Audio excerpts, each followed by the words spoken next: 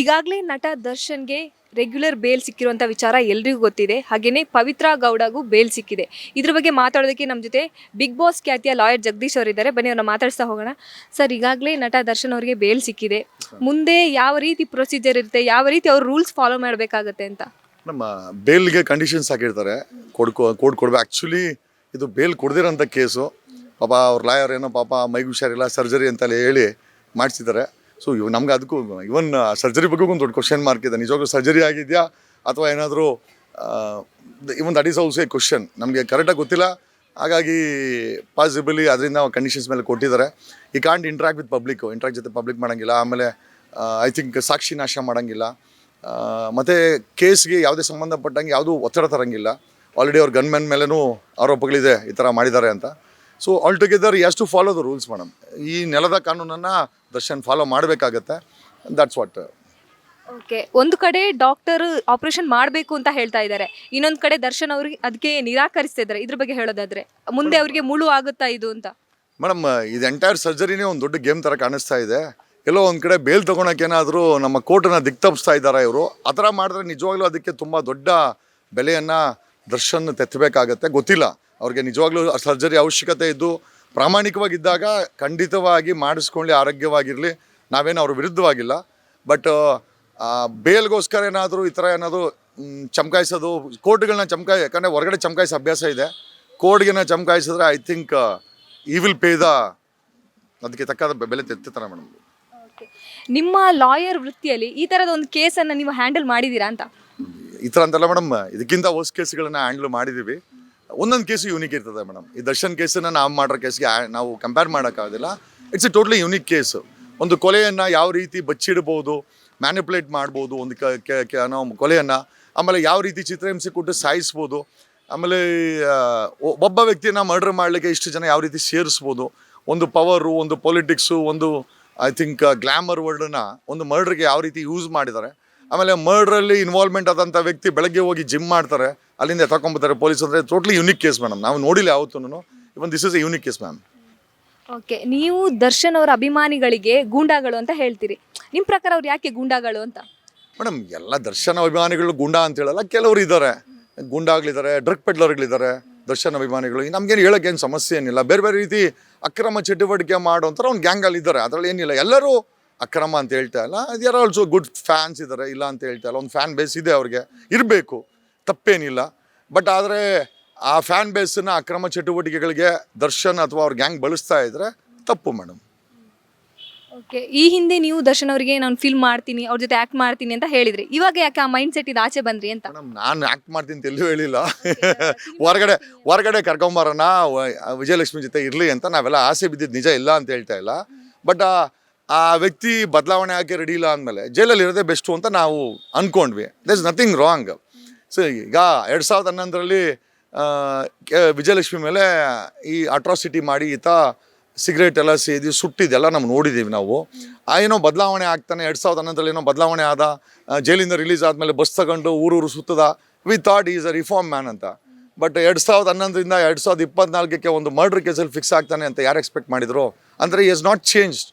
So ಒಬ್ಬ change ಆಗಿರೋ ವ್ಯಕ್ತಿಗೆ ರಿಪೀಟೆಡ್ ಹ್ಯಾಬಿಚುವಲ್ ಅಫೆಂಡ್ರು, ಅಂದರೆ ಒಂದಕ್ಕಿಂತ ಹೆಚ್ಚು ಬಾರಿ ಕ್ರೈಮ್ ಮಾಡಿದೆ, ಇಲ್ಲಿ ಬಿಕಮ್ ಹ್ಯಾಬಿಚುವಲ್ ಅಫೆಂಡರು. ದರ್ಶನ್ ಒಬ್ಬ ಹ್ಯಾಬಿಚುವಲ್ ಅಫೆಂಡರು. 7-8 ಕೇಸ್ ಇದೆ ಅವನ ಮೇಲೆ. ಆಮೇಲೆ ಸ್ವಂತ ಹೆಂಡ್ತಿನ ಬಿಟ್ಟಿಲ್ಲ, ಹೆಂಡ್ತಿ ಜೊತೆ ಚಿತ್ರಹಿಂಸೆ ಕೊಟ್ಟಿದ್ದಾನೆ. ಇನ್ನು ಹೆಂಡ್ತಿ ಚಿತ್ರಹಿಂಸೆ ಕೊಟ್ಟು ರೆಕಾರ್ಡ್ ಇದೆ. ಆ ಅಮ್ಮನ ಕಾಂಪ್ರಮೈಸ್ ಮಾಡ್ಕೊಳ್ಳೋ, ಕೊಲೆಯಲ್ಲಿ ಕಾಂಪ್ರಮೈಸ್ ಆಗುತ್ತಾ? ಸಾಧ್ಯ ಇಲ್ಲ. ಆಮೇಲೆ ಎಲ್ಲದಕ್ಕಿಂತ ಹೆಚ್ಚಾಗಿ ಮಠದ ಐ ಥಿಂಕ್ ಆಸ್ಪತ್ರೆಯಲ್ಲಿ ಏನಾದರೂ ಗಿಮಿಕ್ ನಡೆದಿದೆಯಾ? ಅದು ನಮ್ಮ ಮಠ ಬೇರೆ, ಅಲ್ಲೇನಾದರೂ ಗಿಮಿಕ್ ಮಾಡ್ತಾ ಇದ್ದಾನಾ ಅನ್ನೋ ಒಂದು ಪ್ರಶ್ನೆ ನಮ್ಗೆ ಇವಾಗಲೂ ಕಾಡ್ತಾ ಇದೆ ಮೇಡಮ್. ಸ್ಪಷ್ಟೀಕರಣ ಇವಾಗಲೂ ಇಲ್ಲ. ಏನೋ ಬೇಲ್ ತೊಗೊಂಡಿದ್ದಾನೆ, ಓಕೆ, ನಾವೇನಾದ್ರ ಮೇಲೆ ಕಮೆಂಟ್ ಮಾಡೋಕ್ಕೋಗಲ್ಲ. ಬಟ್ ಏನಾದ್ರು ಗಿಮಿಕ್ ನಡೆದಿದ್ರೆ ಮಾತ್ರ ಖಂಡಿತವಾಗಿ ಈ ವಿಲ್ ಫೇಸ್ ದ ಮ್ಯೂಸಿಕ್. ನಿಮಗೆ ದರ್ಶನ್ ಅಭಿಮಾನಿಗಳು ಯಾವ ರೀತಿ ತೊಂದರೆ ಮಾಡಿದ್ದಾರೆ ಅಂತ? ಮೇಡಮ್, ತೊಂದರೆ ಏನಿಲ್ಲ. ನಾನೇ ವಾಲಂಟ್ರಿಗೆ ಅವರನ್ನು ಬೆಳಕಿಗೆ ತೊಗೊಂಬಂದಿದ್ದು. ಈ ಕೊಲೆ ಕೇಸ್ ನಡೆದಾಗ ಒಂದು ವಿಚಾರ ಹೊರಗಡೆ ಬರುತ್ತೆ. TV5 ಅವರು ಎಕ್ಸ್ಪೋಸ್ ಮಾಡ್ತಾರೆ. ಐ ಮೀನ್ ಇನ್ಫ್ಯಾಕ್ಟ್ ಎಲ್ಲ ಮಾಧ್ಯಮ ಎಕ್ಸ್ಪೋಸ್ ಮಾಡುತ್ತೆ. ದರ್ಶನ್ ಒಂದು 250 ವಾಟ್ಸಪ್ ಗ್ರೂಪನ್ನು ಮೇಂಟೈನ್ ಮಾಡ್ತಾ ಇದ್ದಾನೆ. ಅಂದರೆ ನಾವು ಮಲ್ಟಿಪ್ಲೈ ಮಾಡಿದ್ವಿ. 250 × 250 ಅಂದರೆ ಒಂದು 75,000 ಆಯಿತು. ಸೊ 75,000 ವಾಲಂಟಿಯರ್ಸ್ ನಿಜವಾಗ್ಲೂ ಏನು ಮಾಡ್ತಾ ಇರೋದು ನಮ್ಮ ಪ್ರಶ್ನೆ ಆಗಿತ್ತು. ಆಮೇಲೆ ವರ್ಷಕ್ಕೆ 2-3 ಫಿಲಮ್ ಬರ್ತದೆ. ವರ್ಷಕ್ಕೆ 2-3 ಫಿಲಮ್ ಅಂದರೆ ಒಂದು 2-3 ವಾರ ಬ್ಯುಸಿ ಇರ್ತಾರೆ. ಮಿಕ್ಕಿದಂಗೆ ಈ ವಾಲಂಟಿಯರ್ಸು ಏನು ಮಾಡ್ತಾ ಇದ್ದಾರೆ, ಆಮೇಲೆ ಏನಕ್ಕೆ ಬೇಕಾಗಿದೆ ಅನ್ನೋದು ನಮ್ಮ ಪ್ರಶ್ನೆ ಆಗಿತ್ತು. ಆಮೇಲೆ ಇಷ್ಟು ದೊಡ್ಡ ಆರ್ಮಿ, ವರ್ಚುವಲ್ ಆರ್ಮಿನ ಏನಕ್ಕೆ ಕಟ್ಟಿದ್ದಾನೆ, ಯಾರು ಮೇಂಟೈನ್ ಮಾಡ್ತಾ ಇದ್ದಾರೆ, ಇದು ಉದ್ದೇಶ ಏನು? ಸೊ ಇದೆಲ್ಲ ಡೌಟ್ಸ್ ಆಗ್ತಾ ಬಂತು. ಮರ್ಡರ್ ಕೇಸಲ್ಲಿ ಬರೀ 250 ವಾಟ್ಸಪ್ ಗ್ರೂಪ್ ಇದೆ ಅಂತ ಅಲ್ಲಿ ನಿಂತೋಯ್ತು. ಬಟ್ ಫರ್ದರ್ ನಮಗೆ ಸಮಸ್ಯೆ ಆಗಿದ್ದು, ನಮಗೆ ಸ್ವಲ್ಪ ಆಶ್ಚರ್ಯ ಆಗಿದ್ದು, ಈ ವಾಲಂಟಿಯರ್ ಗ್ರೂಪ್ ನಿಜವಾಗ್ಲೂ ವಾಲಂಟಿಯರ್ ಗ್ರೂಪಾ ಅಥವಾ ಇವರೇನೋ ಮಾಫಿಯಾ ನಡೆಸ್ತಾ ಇದ್ದಾನ, ಅದ ಮಾಫಿಯಾದ ಒಂದು ಭಾಗವಾಗಿದೆಯಾ, ಏನೋ ಡ್ರಗ್ ಪೆಡ್ಲಿಂಗ್ ಮಾಡ್ತಾ ಇದ್ದಾರಾ? ಯಾಕಂದರೆ ಬೆಳಗ್ಗೆ ಹೊತ್ತು ಸ್ಟಾರ್ ಹೋಟ್ಲಲ್ಲಿರೋ ದರ್ಶನ್ ರಾತ್ರಿ ಆಗಿದ್ದ ತಕ್ಷಣ ಶೆಡ್ ಸೇರ್ಕೊಂತಾನೆ. ಶೆಡ್ ಒಂದು ಬ್ಲ್ಯಾಕ್ ಸ್ಪಾಟು. ಆಮೇಲೆ ಅದ್ರ ಓನರ್ ಜಯಣ್ಣನ ಬ್ಯಾಕ್ಗ್ರೌಂಡು ಕೂಡ ಏನಿದೆ ಅಂತ ನಮಗೆಲ್ಲ ಗೊತ್ತಿದೆ. ಜಯಣ್ಣನ ಬ್ಯಾಕ್ಗ್ರೌಂಡು, ಅವ್ರ ಅಕ್ಕನ ಮಗ ಅವ್ನು ವಿನಯನ್ ಬ್ಯಾಕ್ಗ್ರೌಂಡು, ಇನ್ಫ್ಯಾಕ್ಟ್ ಆರ್ ನಗರದ ಬ್ಯಾಕ್ಗ್ರೌಂಡೇ ನಮ್ಗೆ ಗೊತ್ತಿದೆ. ಅದರ MLA ಮುನಿರತ್ನ ಆಗಿರ್ಬೋದು. ಇವರೆಲ್ಲ ನೋಡಿದಾಗ ಎಲ್ಲ ಅಕ್ರಮಗಳ ಒಂದು ತಾಣ ಆರ್ ನಗರ ಆಗಿಬಿಟ್ಟಿದೆ. ಅದರಲ್ಲಿ ಇದೊಂದು ತಾಣ ಬ್ಲ್ಯಾಕ್, ಇದೊಂದು ಶೆಡ್ ಅನ್ನೋದು. ಸೊ ಇದ್ರ ಬಗ್ಗೆ ಸ್ವಲ್ಪ ತನಿಖೆ ಮಾಡ್ಕೊಂಡು ಅಂದ್ಕೊಂಡು ಆಮೇಲೆ ಅಲ್ಲಿಗೆ ನಿಂತೋಯ್ತು. ನನಗೇನು ಅಂತಂದರೆ ಈ 75,000 ಜನ ಇರೋದಾಯಿತು ಅಂತಂದರೆ ಇವ್ರನ್ನ ಹೊರಗಡೆ ಕರ್ಕೊಂಬರ್ಬೇಕು. We want to know who are this ಅಂತ. ಸೊ ಅದಕ್ಕೇನು ಮಾಡಿದೆ ನಾನು, it was a well planned customised plan actually. ಅದು ನಾನು ಸ್ವಲ್ಪ ದರ್ಶನ್ ವಿರುದ್ಧ ಮಾತಾಡಿದೆ. ನನಗೆ ಗೊತ್ತಿತ್ತು ಈ ಆರ್ಮಿ ನಮ್ಮನ್ನು ಅಟ್ಯಾಕ್ ಮಾಡ್ತದೆ, ಫೇಸ್ಬುಕ್ಕಲ್ಲಿ ಸೋಷಿಯಲ್ ಮೀಡಿಯಾದಲ್ಲಿ ಅಟ್ಯಾಕ್ ಮಾಡ್ತದೆ ಅಂತ ಗೊತ್ತಾಗಿತ್ತು. Plus I know they will call me. So ಇದನ್ನು ನಾನು ಎಲ್ಲಿಂದ ತೊಗೊಂಡಿದ್ದೆ ಅಂತಂದರೆ ಐ ಥಿಂಕ್ ಪ್ರಥಮ್ ಹೇಳಿದ ನನಗೆ. ಪ್ರಥಮ್ಗೆ ಇದೇ ಥರ ಚಿಕಿತ್ಸೆ ಕೊಟ್ಟಿದ್ದಂತೆ, ಅವ್ನು ಫೋನ್ ನಂಬರ್ ಚೇಂಜ್ ಮಾಡಿಬಿಟ್ಟ. ಸೊ ಪ್ರಥಮ್ದೊಂದು ಫೀಡ್ಬ್ಯಾಕ್ ತೊಗೊಂಡ್ವಿ. ವಿ ಥಾಟ್ ಏನೋ okay, presuming that I am Pratham, so ನಾನೇನು ಮಾಡ್ಬೋದಾಗಿತ್ತು ಅಂತ. ಸೊ ಒಂದೊಂದು ಗೊತ್ತಾಯಿತು ಇವ್ರು ಕಾಲ್ ಮಾಡ್ತಾರೆ ಅಂತ. ಸೊ ನನಗೂ ಕೂಡ ಚಿತ್ರಹಿಂಸೆ ಅಂತಲ್ಲ, ವಿ ವಾಲಂಟಿಯರ್ಡ್ ದಟ್ ಏನೋ ದಟ್ ಆ ಫೋನನ್ನು ಸೈಲೆಂಟಾಗಿಟ್ಟು ನನ್ನ ಫೋನನ್ನು ಕಂಟಿನ್ಯೂಸಿಗೆ ಒಂದು 10 ದಿವಸ ಕಾಲ್ಸ್ ಬಂತು ಮೇಡಮ್. ಅಪ್ರಾಕ್ಸಿಮೇಟ್ಲಿ ಒಂದು 70,000 ಕಾಲ್ಸ್ ಬಂದಿದೆ.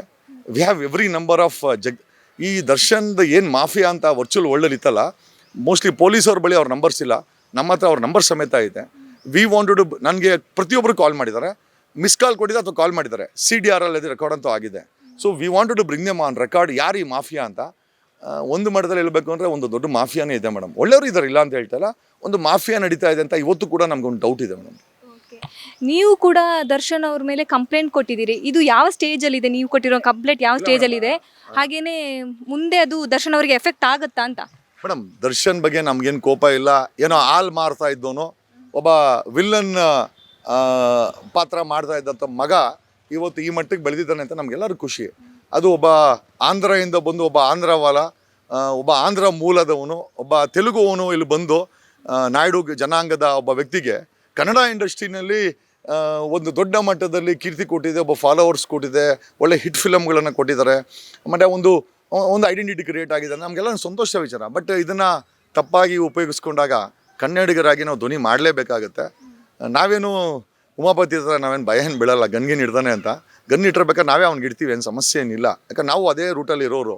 ಈಗ ಒಂದಂತೂ ನಿಜ, ಈ ಕನ್ನಡ ಮಣ್ಣು ನಿಮ್ಮಂಥವ್ರಿಗೆ, ತೆಲುಗುವಿಂದ ಬಂದವ್ರಿಗೆ ಅಥವಾ ಆಂಧ್ರದಿಂದ ಬಂದವ್ರಿಗೆ ಎಲ್ಲ ಐಡೆಂಟಿಟಿ ಕೊಟ್ಟಾಗ ಅದನ್ನು ಕಾಪಾಡ್ಕೊಳ್ಬೇಕೇ ಹೊರತು ಅದು ಇಲ್ಲಿಗಲ್ ಆ್ಯಕ್ಟಿವಿಟೀಸ್ ಮಾಡ್ತೀನಿ, ಯಾರಿಗೋ ಫೋನಲ್ಲಿ ಧಮಕಿ ಹಾಕ್ತೀನಿ, ಆ ಹೆಂಡತಿಗೆ ಅವ್ಯಾಜ ಶಬ್ದಗಳು ಬೈತಾನೆ.